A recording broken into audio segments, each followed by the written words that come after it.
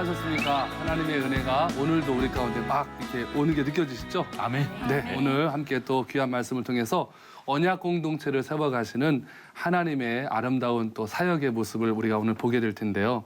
두 분은 한 주간 동안 살아오시면서 제가 보니까 와, 막 여기 광채가 나요, 막. 아, 그럼요. 네. 이 말씀으로 무장하고 사니까요. 네네네네. 항상 모든 하루 준비된 하루가. 멘트 같아요. 아니에요. 아니에요? 준비 안 했어요. 네네네.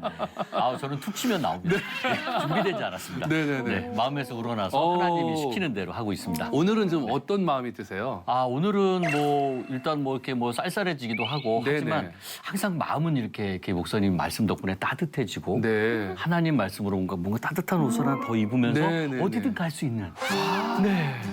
어떤 일이든 헤쳐나갈 수 있는 네네네. 네, 감사합니다. 와, 우리 란자매님은 오늘 좀 어떤 마음이 좀 드세요? 오늘 말씀 우리가 이제 들을 텐데. 사모하는 마음. 사모하는 마음. 그게 최고예요. 네, 그게 최고예요. 지금 하면 앞에서 뭐해. 막 여러 가지 말을 늘어났지만 딱 정리를 하시네. 아우, 길게 하면 야, 뭐해. 그러니까. 아, 정리의 여인이신 것 같아요. 아우, 정말 멋지십니다. 사모하는 마음으로 여러분 다 같이 본문 안으로 들어가 보겠습니다.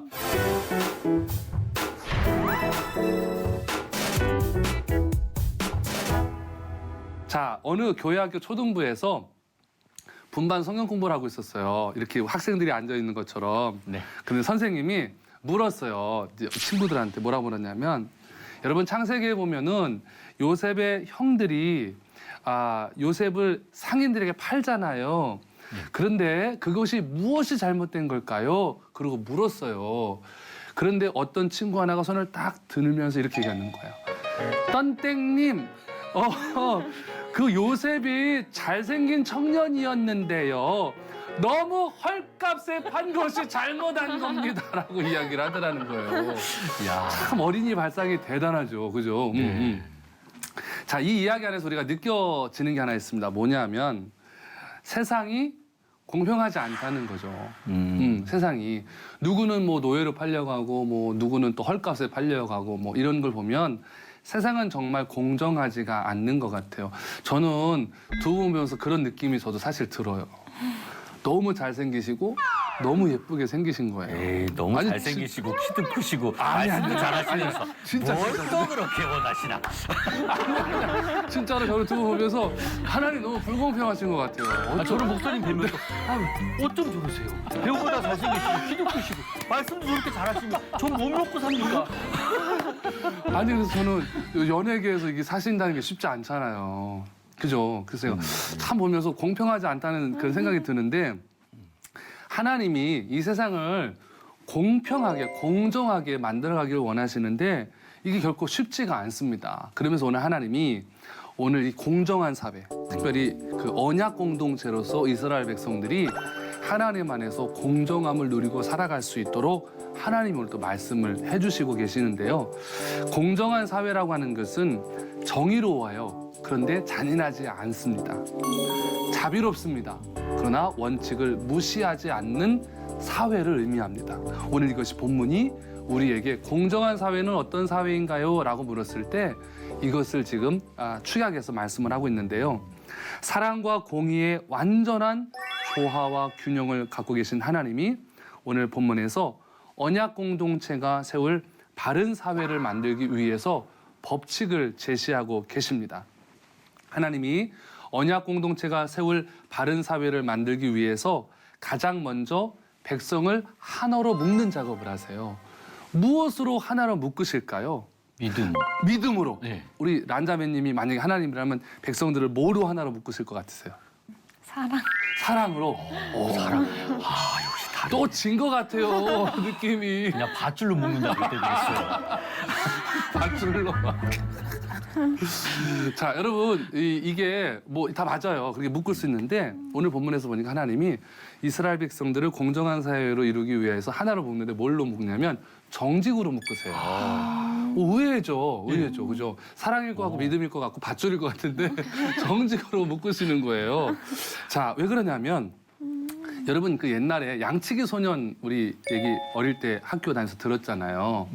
양치기가 이렇게 계속 거짓말하다 보니까 사람들이 믿어주지 않게 되고 결국 나중에 진짜 일 벌어졌을 때 어려움을 겪잖아요. 그거 똑같습니다. 우리가 거짓말을 하면 사람들이 처음에는 속아주지만 나중에는 그들의 말이 신뢰가 깨어지면서 문제가 되죠. 다시 말해서 거짓말을 한 사람은 신뢰가 깨어져요. 그런 사람들이 여러 명이 생기다 보면 언약 공동체는 하나 되지 못하고 깨진다는 거예요. 그래서 하나님이 백성들로 하여금 말을 하되 정직한 말을 해라. 이것이 언약 공동체가 하나 될 수 있는 비결이다라고 말씀을 하십니다.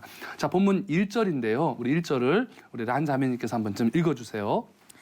너는 거짓된 풍설을 퍼뜨리지 말며 악인과 연합하여 위증하는 증인이 되지 말며. 아멘. 아멘. 자, 여기 거짓된 풍설을 뭐 하지 말래요? 퍼뜨리지 말라고 하죠.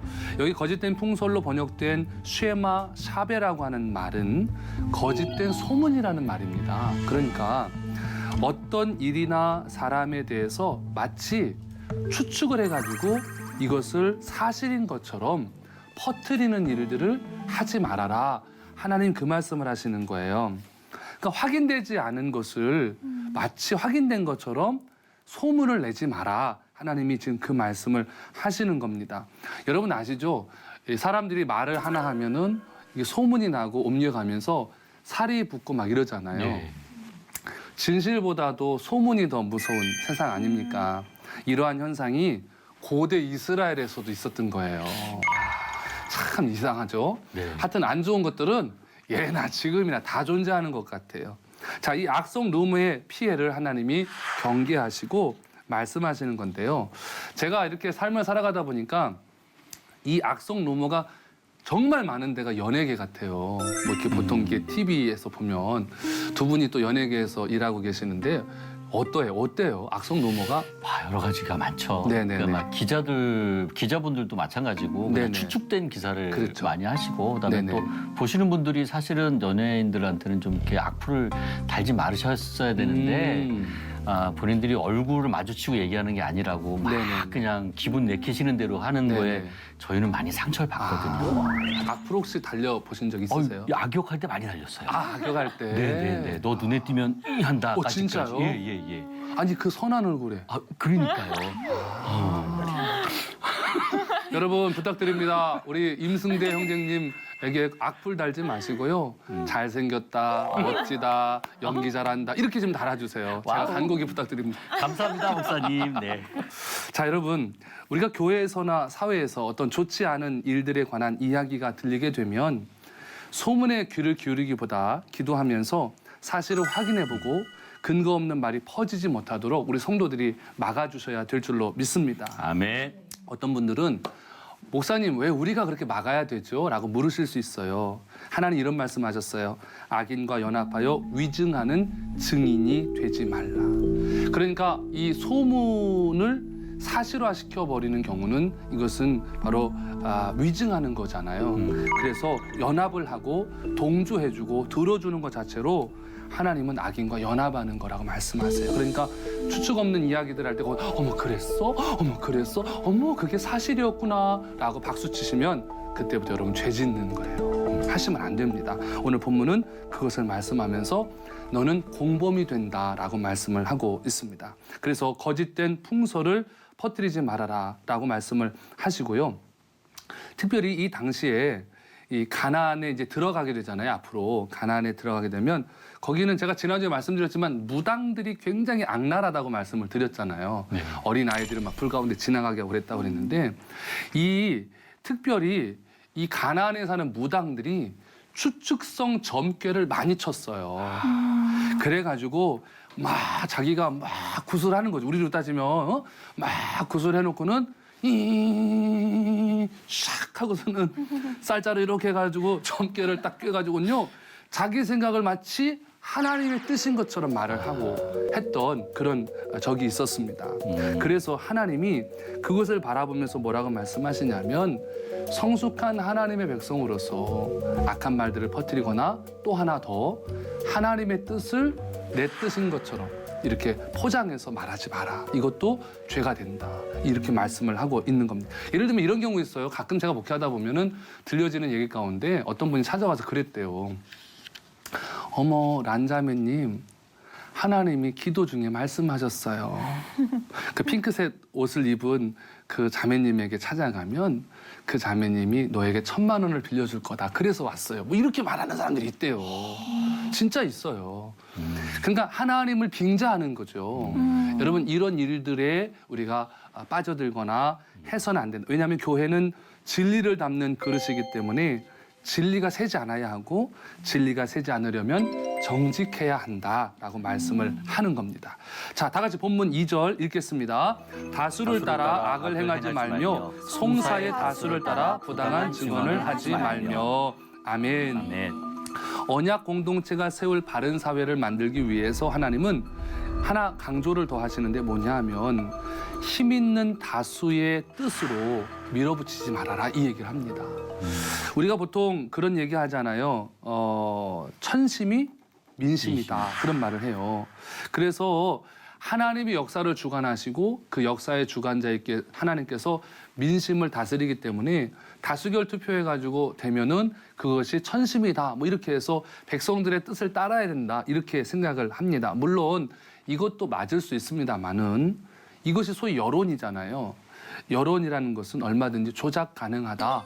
하나님이 그것을 말씀하는 거예요. 그래서 하나님의 뜻이 궁극적으로 대중들의 생각을 지배하기도 하지만 그렇지 않을 수도 있다. 이것을 획일화시키지 말아라. 그러니까 다수결이 좋긴 하지만 모든 것을 다수결로 하는 것이 옳은 것은 아니다. 그 얘기를 하시는 겁니다. 여러분 아시지만 변덕스럽고 선동되기 쉬운 대중이에요. 대중은 대부분 그렇습니다. 여론에 의해서 막 흔들리잖아요. 종교 지도자들이 선동하면 대중들은 움직입니다. 그 가까운 예가 예수님을 십자가에 못 박을 때 그렇게 했잖아요. 빌라도가 올바르지 못한 군중들의 압력을 이기지 못해가지고 자기 양심을 속이고 예수님을 십자가에 못 박았습니다. 지금 우리 사회도 이렇습니다. 그래서 여론이 중요한 것도 있지만 여론보다도 우리 하나님의 사람들은 하나님의 말씀에 더 귀를 기울여야 한다.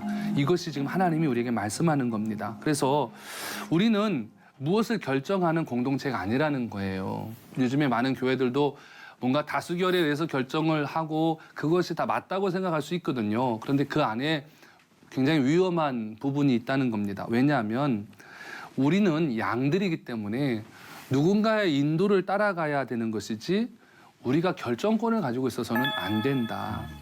그런데 보통 그 신약 시대에 교회 공동체가 커지면서부터 교회 안에 결정해야 될 일들이 많아졌어요. 그래서 그 금식하고 기도하면서 어떤 일들을 결정하게 됐는데 여러분 기억하셔야 됩니다. 우리가 어떤 일들을 결정할 때 다수결보다는 예수님의 말씀에 따라서 예수님의 인도함 따라서 결정하는 것. 교회는 결정권을 사람이 갖는 것이 아니라 누가 갖는다? 예수님이 가지신다. 이것을 꼭 우리가 기억하면서 삶을 살아가야 하겠습니다. 이것이 언약 공동체로 가는 두 번째 길이 됩니다. 세 번째, 본문 3절을 우리 승대영 전님이 읽어주세요. 네. 가난한 자의 송사라고 해서 편벽되이 두둔하지 말지니라. 아멘. 자, 이것은 무엇이냐면 우리가 보통 편벽되이 두둔하지 말지니라 이 말은 원문 성경에 보면 로 테흐다르라고 하는 표현이 있습니다. 이것은 존경하지 말라, 호의를 갖지 말라 이런 뜻이에요. 다시 말해서 가난하다는 이유로 인해서 재판에서 무조건 호의를 베풀어서는 안 된다는 거죠. 쉽게 말하면 재판하는 사람이 돈 많은 사람 편도 들어줄 수 있지만 거꾸로 여러분 동정심이 생기면 가난한 사람 도와줄 수 있잖아요. 그렇게 하지 말아라. 재판은 가난하든 부자든 상관없이 공정하게 해야 된다. 하나님 그 말씀을 하시는 거예요. 자, 본문 4절, 5절 말씀 제가 읽겠습니다. 내가 만일 내 원수의 길 잃은 소나 나귀를 보거든 반드시 그 사람에게로 돌릴지며 내가 만일 너를 미워하는 자의 나귀가 짐을 싣고 엎드려짐을 보거든 그것을 버려두지 말고 그것을 도와 그 짐을 부릴지니라. 아멘. 아멘. 자, 이 말은 뭐냐면 하나님의 백성들도 인간이기 때문에 나한테 잘해주는 사람한테는 잘해주고 싶고 나한테 못해주는 사람한테는 못해주고 싶지 못 해주고 싶은 마음이 있잖아요. 우리 다시 말해서 팔이 안으로 굽는다는 표현을 쓰는데 하나님은 이것을 하지 말라는 거예요. 쉽게 말하면 공과 사를 엄격히 구분하라. 하나님께서 말씀을 합니다. 그래서 하나님의 백성들이 언약 공동체를 이루어갈 때는 공과 사를 구별해라. 그래서 교회 안에서도 공과 사를 구별해서 삶을 살아가라 말씀을 하는 겁니다. 여러분 사실 이런 마음이 있을 수 있어요. 내가 싫어하는 사람 있잖아요. 두 분은 어떠세요? 있죠. 있으세요? 그럼요, 없어요. 교회 안에도 있으세요? 교회 안에는 없어요, 다행히. 있으실 것 같은데. 전에는 있었어요. 우리 안자매님은 어떠세요? 있으세요? 저는 싫어하는 사람은 없는 것 같아요. 근데 진짜요? 미운 사람 없으세요? 근데 이게 저랑 다르다 보면 사람은 다 자기 기준에서 그렇죠. 보잖아요. 네네네네. 그러니까 너무 제 생각이랑 다르고 이러면은 네. 순간적으로 너무 화가 나기도 하고 믿기도 하고 돌리고 그런데 돌려도 그게 그 얘기 아닐까요? 아니에요. 근데 네. 항변을 하시는 저한테. 그래도 사랑하고 싶어요. 사랑하고 싶어요? 진짜. 그럼 사랑 지금 안 되는 거잖아요. 안 돼서 지금 하나님한테 구하고 있어요. 그죠? 그리고 결국은 그죠? 승대 형제님 마음이나 제 마음이나 우리 정말 똑같은 마음인데. 그러네. 난 뭐가 돼? 자 여러분 이런 거예요. 근데 내가 싫어하는 사람이 있어요. 근데 그 사람이 소나 나기를 잃어버린 거예요. 그런데 그걸 보면 여러분 어떻겠어요? 마음이 고소하잖아요. 그렇죠. 아이고, 거봐. 야, 그렇죠, 그렇죠. 아이고, 거봐. 너 그래, 그럴 너 줄 그 꼴 좋다, 막 이렇잖아요. 근데 하나님이 그걸 못 본 채 하지 말라는 거예요. 그러니까. 못 본 채 하지 말고 그 사람들이 짐승 사는 걸 도와주라는 거예요. 왜 그랬을까? 왜 그랬을까? 그 미움을 사랑으로 갚아라. 그렇죠. 그것도 있고 정확한 답은 뭐냐면 그때가 너의 원수와 화해할 수 있는 가장 좋은 기회라는 거예요. 저 사람이 나 미안한 거 뻔히 알잖아요. 근데 내가 동물 잃어버린 걸 찾아줬단 말이에요. 그러니까 거기 사랑을 느낀다는 거죠. 그러니까 하나님의 방법은 정말 우리의 상상을 뛰어넘습니다. 이건 뭐냐면 사랑의 주도권을 내가 가져오라는 거예요. 사랑의 주도권. 이것이 바로 탈리오법을 넘어가라. 예수님 원수를 사랑하라는 말이 이거예요. 참 여러분 제가 사실은 이 지금 말씀 묵상하면서 출애굽기가 앞에는 스토리잖아요. 이야기인데 이 20장 넘으면서부터 사실은 굉장히 딱딱한 법 이야기잖아요. 늘 제가 이 말씀 묵상하면서 어렵다 이걸 어떻게 우리 성도들과 나누나 했는데 이 안에 이렇게 깊은 진리들이 있더라고요. 깨달음이 많네요. 그렇죠. 네. 네네. 자, 우리 그런 마음을 가지고 우리 6절, 8절 다 같이 한번 읽겠습니다. 너는 가난한 자의 송사라고 정의를 굽게 하지 말며 거지들을 멀리하며 무지한 자와 의로운 자를 죽이지 말라. 나는 악인을 의롭다 하지 아니하겠노라. 너는 뇌물을 받지 말라. 뇌물은 밝은 자의 눈을 어둡게 하고 의로운 자의 말을 굽게 하느니라. 아멘. 자, 뭐예요? 하나님의 백성들은 정직하고 공의로워야 한다는 것이죠. 이것은 앞에 언급됐던 구절을 한번 하나님이 다시 반복하는 그런 느낌이 있습니다. 그러면서 뭐냐면 불의한 이익을 얻어서는 안 된다. 뇌물 받아서는 안 된다. 이 이야기를 하고 계시는 거예요. 두 분 뇌물 어떻게 받아보셨어요? 받아본 적이 있어요. 그러세요? 네. 그 어떠셨어요? 마음이 불편하더라고요. 그쵸. 앞으로 받으실 거예요? 아니요. 바로 아니요가 아유, 나오시네요. 아유. 여러분 기억하셔야 됩니다. 물질 자체는 나쁜 것은 아니지만 그 물질이 어떤 목적으로 쓰였느냐에 따라서 결과는 달라집니다. 하나님이 우리의 행동을 달아보고 계신다 하는 것을 여러분 기억하셔야 되고요. 자, 본문 9절에 보니까 또 귀한 말씀을 해요. 너는 이방 나그네를 압제하지 말라. 너희가 애굽 땅에서 나그네 되었은즉 나그네의 사정을 아느니라. 아멘. 출애굽기 22장 20절의 말씀을 지금 다시 반복하는 느낌이 있습니다. 내가 나그네 되었었으니까 내가 나그네 심정을 아니까 그를 도와줘라. 우리 승대 원장님이 지금 연예계에서는 그래도 이제 꽤 선배가 되셨잖아요. 그랬네요. 네. 그렇죠. 이제 신인이신데 네. 우리 그 옛날 그 초창기 시절을 기억가지고 도와주시라. 그럼요. 네. 어떻게 도와주실 거예요? 잘. 예. 그러니까 좀 이렇게 저는 그래요. 항상 이렇게 후배들을 위해서 선배들이 자갈만 걷어줘도 오와. 후배들이 열심히 뛸 수 있게 넘어지지 않고. 저랑 자리 바꿀까요? 막 은혜가 돼가지고 제가. 실제로 진짜 그렇게 네네네. 생각해요. 왜냐하면 저희가 그것 때문에 너무 많이 넘어져서 마음껏 뛰지 못했거든요. 불안하니까. 제가 오늘 딱 들으면서 네. 이제 설교할 때 한번 해야 되겠어요. 네. 제목을 성도들의 자가를 걷는 목사가 되게 하소서. 진짜 은혜되네 진짜. 처음 듣는 말인데 은혜되네요 진짜. 예, 감사합니다. 예. 네, 여러분 이 말씀을 한번 보셔야 되는데 옛날에 예루살렘 성전에 이방인들이 들어왔을 때요. 그 이방인들이 이 예루살렘 성전을 거룩한 성이라고 노래를 했대요. 우리가 보통 거룩한 성이라고 생각하잖아요. 성전을. 근데 그게 이방 사람들이 했던 얘기라는 거예요. 특별히. 왜냐하면 이방인이나 나그네들이 예루살렘 성전에 들어가면 그 성전 안에 있는 분들이 똑같이 대우해줬대요. 네, 정말. 그래서 약한 자라고 해서 성전 안에서 피해를 보지 않았고 자기 식구나 자기 편이라고 해서 봐주지도 않았답니다. 그러니까 예루살렘 성전 안은 하나님의 공의와 공평이 임재했던 곳이라는 거예요. 그래서 사람들이 예루살렘은 신선한 곳이라고 표현을 했고 그곳이 영원히 아름다운 곳이었다라고 노래를 했다. 그래서 시편에 나오는 성전에 대한 그 노래들을 들어보면은 다 이런 개념들이 녹아 있는 것을 볼 수가 있습니다. 여러분 그래서 우리가 사랑하는 사람들이나 친구들에게 더 엄격해야 합니다. 이것은 바로 공의를 세워야 하기 때문입니다. 그래서 하나님의 말씀을 우리가 한번 잘 생각해 보시면서 하나님은 우리 인간의 행동을 공의와 사랑의 저울에 달아보시는 거예요. 그래서 예수님 말씀하셨잖아요. 지극히 작은 자 한 사람에게 한 것이 곧 예수님께 한 것이다 말씀을 했습니다. 아멘. 책임 있는 행동으로 일상 속에서 공의와 사랑을 실천하도록 한번 노력해 보십시오. 인간의 본성과 이기심을 뛰어넘을 때 언약 공동체가 세울 바른 사회가 도래합니다. 하나님이 이 광야에서 이런 사회를 먼저 만든 다음에 이스라엘이 가나안에 들어가길 원하셨던 거예요. 그래서 지금 이 말씀들이 여러분 광야에서 지금 말씀하시는 거잖아요. 이 말씀들을 여러분 기억하시면서 광야와 같은 인생 속에서 이런 은혜가 여러분에게 있기를 주님의 이름으로 축복합니다. 아멘. 제 간증 잠시 하고 오늘 말씀을 좀 맺으려고 하는데요.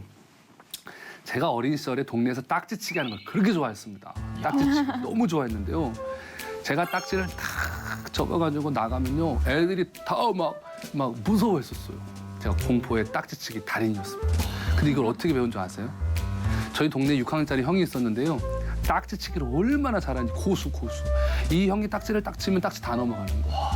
딱지치기 해보셨어요? 그럼요. 네. 근데 제가 이거를 배우기 위하여 이 형아에게 거금, 저 초등학교 여러분 1, 2학년 때요. 거금 3,000원은 어마어마한 돈이었어요. 3,000원어치 떡볶이를 사주고 기술을 전수받았거든요, 제가. 그때부터 제가 나가면 딱지 다 쓸어 먹은 거예요. 이야. 근데 어느 날 제 친구 중에 광호라는 친구가 있었는데 얘가 딱 등장하더니요, 세상에. 라면 박스를 뜯어가지고 대형 딱지를 만들어 먹어요. 제가 아무리 기술을 걸어도요, 안 넘어가요, 이게. 안 넘어가요. 근데 이게 그때부터 제가 그 딱지를 넘기려고 지금까지 땄던 딱지 다 갖다 바쳤는데 다 날아갔어요. 그때부터 제가 사이즈 컴플렉스에 시달렸어요. 제가 이 사이즈 컴플렉스에 시달리면서 어떻게 됐을까요? 그날부로 딱지치기를 그만두고 목사가 됐다는 거 아닙니까, 제가. 광호 들어오면 나와봐라. 그런데 제가 이것을 겪으면서 느낀 게 있어요. 우리가 아무리 뛰어나도 사이즈에서는 밀리면 답이 없어요. 우리가 아무리 똑똑하고 아무리 대단해도 우리는 하나님 앞에 가면 연약한 사이즈라는 거죠. 아멘. 우리는 하나님 이길 수가 없어요. 그러니까 고로 행복한 삶을 살려면 하나님께 정면 승부 걸지 말고 하나님 말씀에 순종하고 살아가는 것이 가장 행복한 삶이더라는 겁니다. 이것이 바로 무한대의 사이즈를 가지신 하나님 앞에 우리가 세상을 살아가는 방법을 배우는 거예요. 우리 가끔 항의하잖아요. 왜 그래야 되는데? 꼭 그래야 되나요? 이렇게 하면 안 될까요? 그러지 마시고 사이즈에서 안 돼요, 우리는. 그러니까 그냥 하나님 말씀의 기쁨으로 순종하시면서 가시는데 오늘 우리 말씀 배우지만 이미 하나님이 이 법 안에 공평, 정의, 사랑, 자비 다 깔아놓으신 거예요.